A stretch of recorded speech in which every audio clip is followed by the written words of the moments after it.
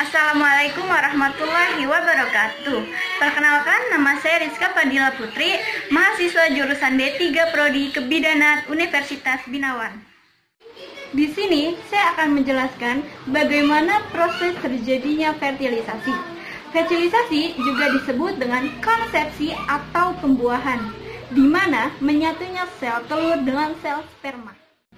Pada masa ovulasi, sel telur akan keluar dari ovarium dan ditangkap oleh fimbriae, kemudian memasuki tuba falopi.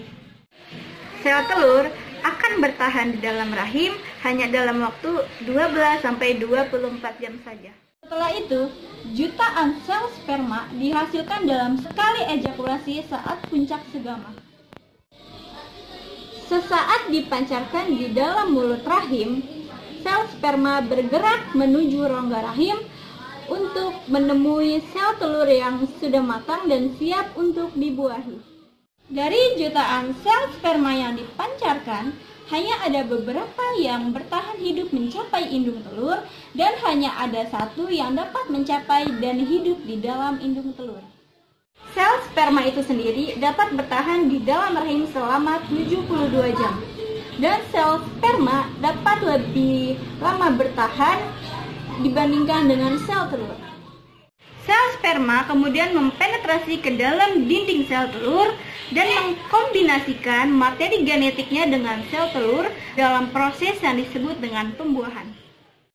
Jika sel telur telah dibuahi oleh sel sperma, maka sel telur akan menutup dirinya dengan sebuah selubung yang disebut dengan zona pellucida, sehingga sel sperma lainnya tidak dapat membuahi sel telur.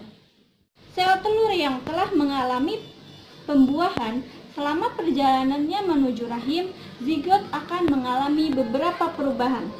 Zigot akan membelah diri menjadi 2 bagian, lalu menjadi 4 bagian, lalu menjadi 8 bagian, lalu menjadi 16 bagian yang disebut juga dengan morula. Di rahim, zigot akan menempel pada dinding rahim dan disinilah zigot akan berkembang menjadi embrio dan nantinya akan menjadi janin. Dan inilah yang disebut dengan proses fertilisasi. Sekian video dari saya mengenai bagaimana terjadinya proses fertilisasi atau konsepsi atau pembuahan. Semoga bermanfaat.